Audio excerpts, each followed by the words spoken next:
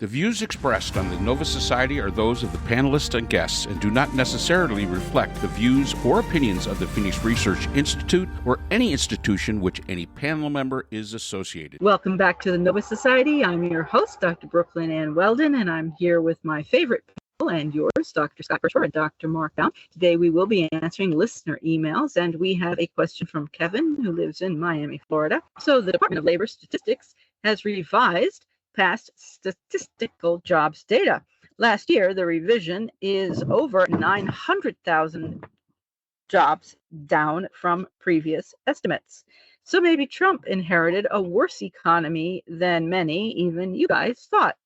This clearly shows that the claims that the numbers are regularly fudged is correct, and I think it justifies Trump's decision to fire the head of that department and appoint someone more honest and competent. Are you all ready to admit that the Biden economy sucks? And the answer to that is no, I am not. And the numbers are not regularly fudged. The numbers are recalculated as more information comes in. The head of the department simply reports the numbers that the individuals who work for the department and who calculate the numbers report to the head of the department. And anybody whom Trump is not going to be either honest or competent. So I entirely dispute that. And it is perfectly clear, or at least it certainly should be perfectly clear, that with the numbers of joblessness happening now and the fact that Trump is not happy with them, and the numbers of people who are losing their homes and the costs on the rise, and all these tariffs that are terrible, over the next few months, we in the United States are going to see a dire economic situation. So, and remember that during the Biden administration, Biden had to cope with the COVID pandemic outcome. Trump completely mishandled. And I will say that when I spoke with people from other nations and I globally, and I told them what our inflation rate was during the Biden economy, they would tell me how great it was, because theirs, like in Russia, was 19%, 21%, and we had something like 6.7 or 7. It was to have a 19 or 21, 22, whatever it was in Russia. It was well over double digits, and it was approaching, if not over 20%. The people I knew in Russia were saying, oh, how wonderful. And they wished that they could have the same economy in Russia that we had here. So no, Biden's economy was not terrible, but the Trump economy is, and it will be worse. So, Mark Scott, what do you have to say? Well, I talk about stealing thunder. Yeah, really. Well, you can edit this and put what I have to say last. No, I mean, that basically says it all. Whenever you're doing, the job numbers, and we've said this all along, no matter what job numbers come out, we've always said they're a benchmark. They're relied upon by, pretty much Wall Street and industry to make determinations on what the future is going to be about. This is not an exact science. Just the way they calculate unemployment. You could talk to different people that calculate unemployment. If somebody's on unemployment and their unemployment runs off and they come off, they're thought of coming off unemployment. That does not mean they got a job. They're just off unemployment. So we really probably need new methods to calculate these numbers to be more accurate, but they're close enough. I'm not really big on believing the 900,000 number. I find that to be a little skewed out there. I could see maybe 400,000. Maybe they got it wrong by, say, 10,000, 20,000 every month. It out. It's still a pretty good economy. It beats Trump's first quarter, where he was down 13,000. That's negative. That's not positive. That's negative. So these are important numbers, and they're important to Wall Street, and they're important to the world. And I think that really what we really ought to do is take it out of the hands of the government itself and allow there to be a truly independent Now, I understand the Bureau of Labor Statistics is supposedly totally independent, but if Trump can fire the head of it, that makes it not as independent as it should be. And if you can appoint a new head to it, that does not make it as independent as it should be. So to me, we have to revamp that. And I think we really do have to start revamping how we come up with these statistics to get the real story. We've always said, if you sit in a history class in high school in the United States, all you're going to be listening to is propaganda.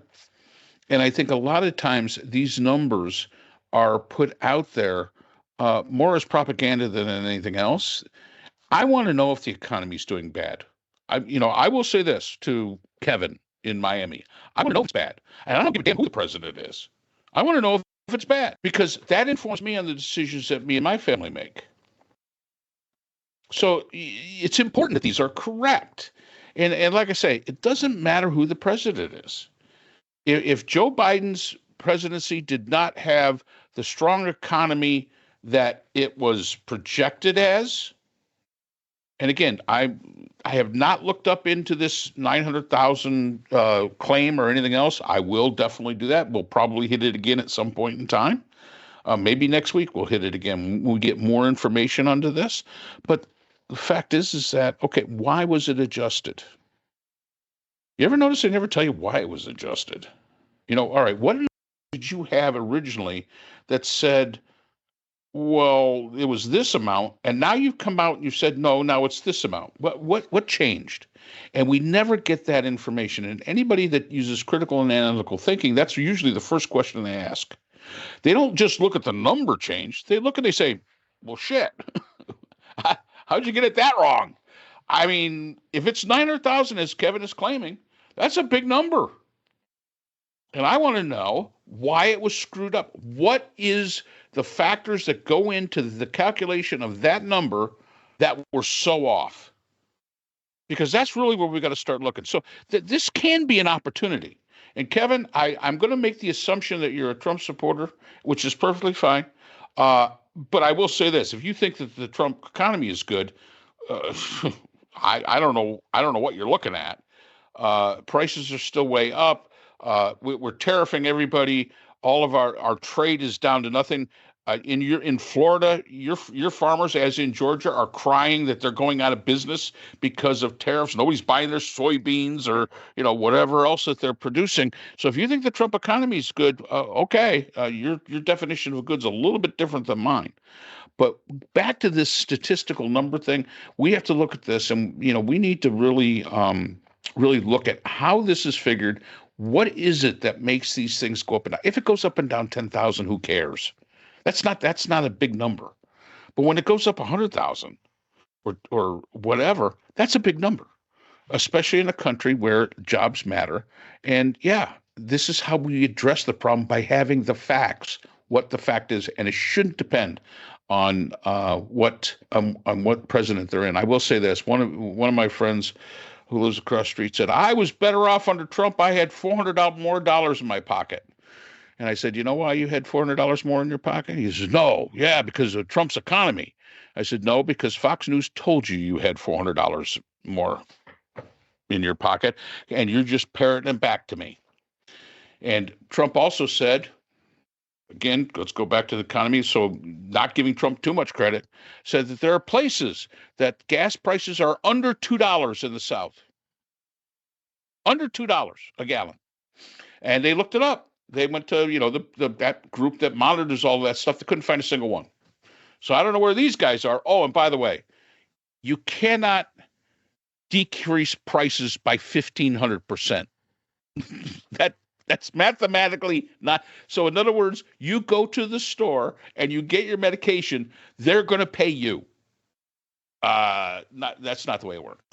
So I think I'm going to be a little less kind to Kevin than you were in that, this is, you want to say that the Biden economy was bad.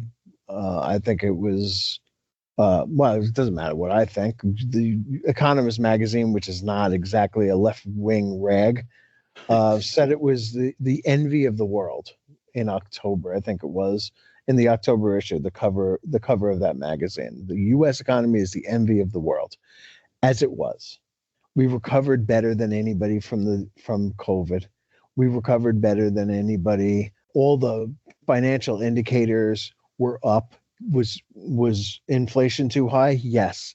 But then look at when the Inflation Reduction Act was passed in July of 2024, July 2023, and what you'll see is a slow downward trend as inflation began to come down. We got a soft landing, which every economist basically said was impossible. The Fed was standing there raising rates and saying, okay, well, we may get more unemployment. Larry Summers was going on TV, the former Treasury Secretary, saying we're going to need like 7% unemployment for this to happen. None of that happened. This economy under Joe Biden got a soft landing, got a steady reduction of inflation. It took a while, but that's what a soft landing is. And it was the economy was the envy of the world. Now I'm gonna go with two different theories here, okay? And one of them is going to answer Mark's question. The other one, well, why this happened. The first, I'll say this: if 2 weeks ago Trump fired the head of the BLS after getting a bad report, fired them, he has not yet gotten confirmed his choice. This guy's name is D'Antoni or something like that. Antoni. He has not. That person has not been confirmed yet, and it's a seat that needs to be confirmed. So you can say that the first revamped pro-Trump BLS, even though they don't have a leader, their first action is to state that the Biden economy was not all that, which is what Kevin is saying. That this was revised downward by 900,000 jobs. And the 12-month period between 2024, I think it was March 2024, and now we lost 900,000 jobs that we thought we gained, right? About half the jobs. But here's what they're not telling you. They didn't do it month by month. This could be 900,000 jobs in 2025, February, March, April, May, June, July, August. They could all be there. There could be, we don't know, because they haven't put out the statistics of what months we lost these or we overcounted these jobs. Okay. That's one thing. This really could be the beginning of the end of the truth as Trump wants it to happen. Everybody, am I being clear here? I'm not sure. Can somebody nod or say that I'm being clear? You're being very clear. Or is more likely, I think, because Trump's guy is not in there yet. The same people are doing this. Economists have been saying for some time now that, and have been revising jobs down over the last few months, right? We know that, for example, in June, we didn't gain any jobs. In fact, we lost jobs. And this is reflected here. Right. So what we can say, I think, fairly, is that this is expected. It's been coming for some time, that it's not a conspiracy. It's not a wild conspiracy like the one that I just said it was. And that the one point that I think both Kevin and Mark made that I think is really important is we have to change the way we do this, because the way that they do this is with phone surveys. Ooh. And they do it. The reason why they're always revising them is because they do it for the first 2 weeks of the month.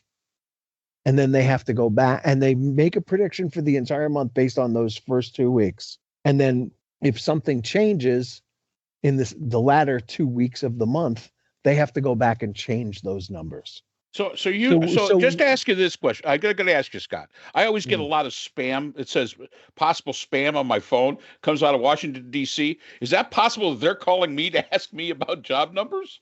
It could. I don't know. I think they call. Am I killing the economy? They call business owners. We'll have to look into that. But yes. Right. But basically, it's a shocking number, 911,000 fewer jobs than had been previously reported. But 3/4 of that we already knew about, because the last few months we've gotten these reports, and there were less jobs than they originally reported. In fact, instead of gaining just 22,000 jobs in June, we lost jobs for the first time in a very long time. Since the pandemic, we lost jobs. Trump's economy is losing jobs. All 911,000 of these could be on Trump's watch. We don't know. They simply say that we do this for a 12-month period that is not, January through December. And so they're not saying when these jobs were lost. Probably they should. And if they did, my guess is, since we've already gotten 3 reports that have been downwardly revised, that we would see that most of these jobs, if not all of them, were on Trump's watch, not on Biden's watch. So the way that the BLS goes about doing these reports, right? I mean, and probably, and the weird thing is that it usually ends up close to being what the ADP report is, I think. And the ADP report uses a completely different method. So whatever it is that they're doing, they kind of do it well. It wasn't well handled by Trump, obviously, when fired the person who was in charge. Has nothing to do with, I forget what it is, 115 people do this benchmarking. But we do know that, that the method that they use is probably out of date. And I think Scott Bessent has said that, or maybe Howard Lutnick had said that, and that we need to update the methodology that we use. And hopefully EJ Antoni will be able to do that for Trump and restore some trust and confidence in the BLS. But if he's allowed to put out the real numbers. Right. I mean, look, he would really have to change the number that he gets, right? The Association of Business Economists said that we need more funds. Budget cuts aren't helping here because we need more to modernize the data collection methods that we use, and that seems to be the really big takeaway for me. Yeah. As far as the criticism of the old, of the Biden administration is ridiculous. Sorry, Kevin, I'm not buying it. I want to say that this is a result of Trump firing Erica McEntafar and trying to hire EJ Antoni. I'm not going there because this report was produced before that happened. And we already knew about most of these downward revisions in the last few months. Every time a jobs report comes out, they go, and by the way, last May's job report was dismal. And June's report was a disaster. And January's was really bad. And August's report was like, we only gained 22,000 jobs. And that'll probably be downwardly revised. So yeah, I have to admit, that surprised me. I did not know they did this by phone survey. And you would think in the 21st century, we would have a better way than phone survey to be able to make these numbers go. I mean, that boggles my mind, that especially as important as these numbers are. Right. And look, this definitely plays into the desire that Trump has to cut rate, to have the Fed cut rates. And the Fed does look at these numbers. The Fed has nothing to do with these numbers, right? But they do look at them when they make these decisions. And I guess the Fed chief in Chicago, Fed governor, it was Christopher Waller, had said, look, we need to reduce rates. And he has seen this data before anybody else has. And he's saying that, unemployment is edging up to 4.3. We need to cut rates and start getting that down again. And it's the contradiction of the Fed that they have these two jobs that are exactly the opposite, and they have to somehow balance inflation and jobs numbers, and the two of them usually go up against one another like a seesaw, and they've got to work that out. It's a bizarre job to have. But once a year, the Bureau of Labor Statistics is supposed to come out with a less timely, right? Less useful for businesses, as Mark says, people making decisions, but more authoritative record that they get from all the state unemployment offices. Right. And it happens every year. I think the one before this that was the biggest was like 600,000 jobs difference. This one is even more at 900,000 jobs. But again, we knew about most of it coming in. Yeah, and I agree. Again, I'm a qualitative guy, not a quantitative guy. So quantitative statistics was never my thing. I could do it, but I don't like doing it. But just hearing about the process that they go through, yeah, it's antiquated, and we probably do need to fix it. I think that'd be, and get true numbers. And again, Kevin, I'm sorry, you're a Trump supporter. Fine, but I don't care who the president is. I don't care if it's, Billy Boombach. I want to know what the numbers are, as does Wall Street, as does industry, to make these important decisions they have to make. And again, Scott says it's like a seesaw thing. Whenever you see, okay, well, there's 900,000, but unemployment's up.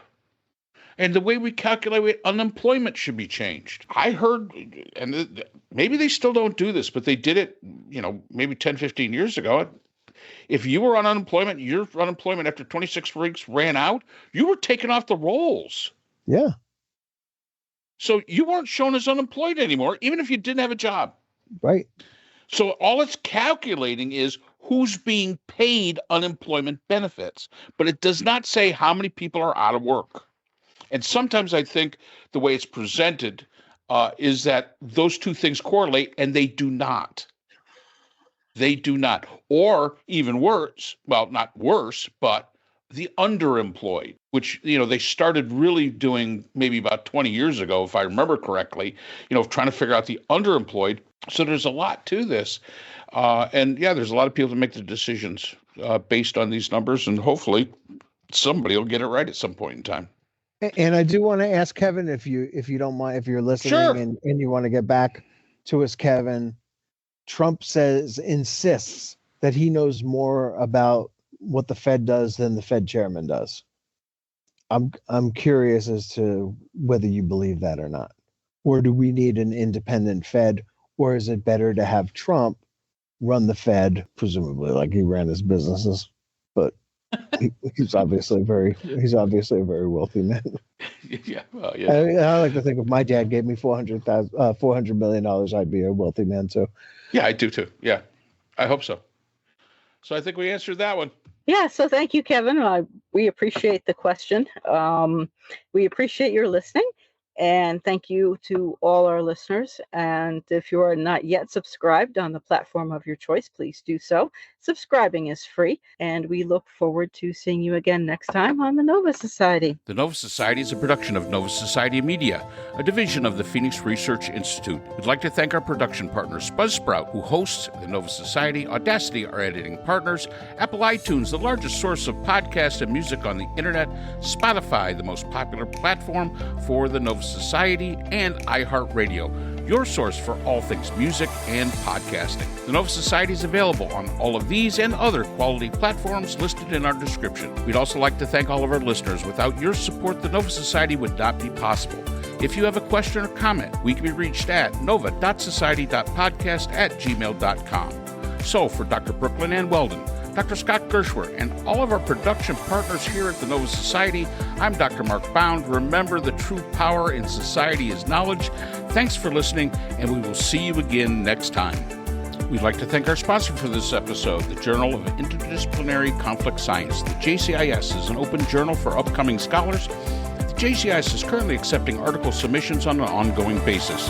The JCIS is a publication of NovaWorks, a scholarly depository at Nova Southeastern University. A link to the journal is in our description.